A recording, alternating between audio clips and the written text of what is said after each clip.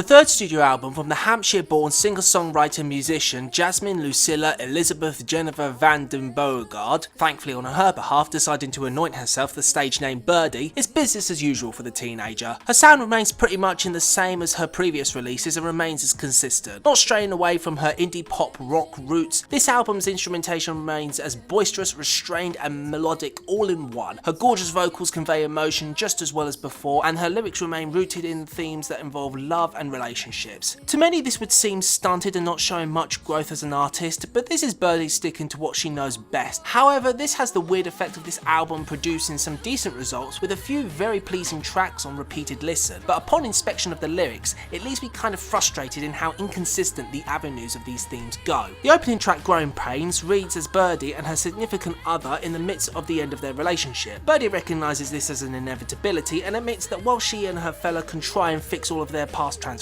their time together is reaching its end and Birdy believes that it's best if they both split. Here you see Birdy setting up a situation, realising that there's only one course of action to take and she seems intent on making sure that this happens. Prominent is the string arrangement, layered vocals that contrast brilliantly with Birdy's lower and upper range, piano and drums. Birdy comes off with a real sense of optimism and hope. The album's lead single, Keeping Your Head Up, took a while to grow on me, but in the context of the album, it's easily one of the album's best tracks. It's very upbeat and bright with its harp-like opening strings and crashing chorus with multi-tracked vocals that provides power, and the lyrics which have Birdy assuring her love that despite his pain, turmoil and difficult periods, she assures him that she'll be there to support him along the way. A powerful track as far as Birdy's capable of, and again with a great chorus to boot. It's a really uplifting track that has plenty of gusto and presence. The next song, Wild Horses, is probably my favourite on the whole album. Recanting Birdy's emotions and fragility over her recent failed relationship, yet is determined that no matter how much she may be hurting, she will not allow herself to succumb to the hurt and will strive to power on through her current state. Showing a real sense of maturity beyond her years and also conveying great determination to not let this failure of a relationship deter her or affect her in the future shows a will made of steel, and I buy Birdy's desire. Hear You Calling, which takes a shift away from the orchestral heavy instrumentation, opting for the more indie pop style with added harp for good effect, points Birdy as someone who thought she had moved on from the past and from someone who she's left, yet she still finds herself some days still mired in the past. This doesn't explicitly state that Birdy longs for her ex or even wants to get back with them, but instead shows someone who has not yet reached the point of closure and still finds herself reflecting back on the past. A very relatable situation and one that shows that she still has some growing to do. And words also wins a lot of points for its portrayal of Birdy realising her time with her fella is coming to an end, yet it comes as such a shock that she refuses to believe it until she hears the guy tell her that it's over. It's delivered with such fragility and emotional resonance. Over the lingering piano and simple percussion, it's one of the few points of the album where the simplicity of the instrumentation and the production giving enough air room for Birdy to work wonders with her vocals. What this also highlights, however, is the complete disparity in the lyrics which cannot go unignored. You have the tracks where Birdy portrays herself as this assured woman who knows her own mind and is determined to be strong and move on from her previous relationship, as can be seen in the tracks like Wild Horses, Growing Pains, Silhouette, which is similar to Wild Horses but lacking in the emotional impact and resonance department, and Save Yourself, where Birdy tells this guy that she wants nothing to do with him anymore and that he should be gone by the morning. But then on the turn of a dime, she shifts into this whimpering, almost weak person who seems to be unable to cope unless she has someone by her side. If Birdy was going for a concept where she was developing from going from a relationship, hitting some rough patches, trying to salvage it before realising that there's no hope, ending it, the healing process before emerging as this strong person who's ready to carry on with life and holds out hope for a new start, that would be one thing. But the themes are so scattershot and don't follow any pattern that it all feels such a weird fit. Take a track like Deep End, which sees Birdy in the heavy doubting phase of her relationship, where her and her fellow have hit some tough times and wonders whether they can continue, but seems frightened to discover what could be the cause of their turbulence and would rather pretend that nothing's wrong and would rather remain ignorant. Coming immediately after Keeping Your Head Up, you have two contrasting tracks, and at that point, we're only 4 songs into a 14-track album. Similar in that regards is the track Take My Heart, where she actively says that she wants to stay with the guy even if it means that she's constantly being lied to and messed with.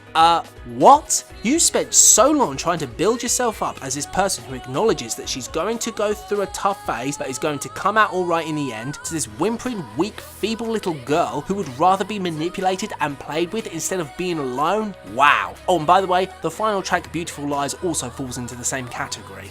Other tracks like Shadow come off as one of the more positive songs, likening herself to her man's shadow in that she will be with him wherever he goes. A nice sentiment, yet I find it to be very thin on the ground in terms of the song's structure, and everything feels too short without any sort of backbone to the song's message, which is a glowing problem with many tracks. The lyrical sparseness that leaves you wanting something more tangible. It's the same story with Lost It All, a song where she's been led on by a guy who wasn't all she thought him to be, and the payoff is pretty lackluster and lacks anything of any description or depth. It comes off more as taglines for a song much greater than the one we're given. So overall, the album is beyond perfect. The lyrical inconsistencies that leave me shaking my head in disbelief, the inconsistency in emotional resonance, the song structure on many songs that are rather similar, and lyrics that lack detail behind some of Birdy's motivations. But the good songs make the listen worth it, with great instrumentation that's full of rich, grand sounds, plenty of great melodies, memorable hooks and choruses, terrific vocal performances that show off a decent range. There's definitely a lot going for Birdy, and with a more consistent album, Birdy could release something really brilliant. I don't think this is her best album, it's probably the weakest released out of the three, but it's still worth the listen.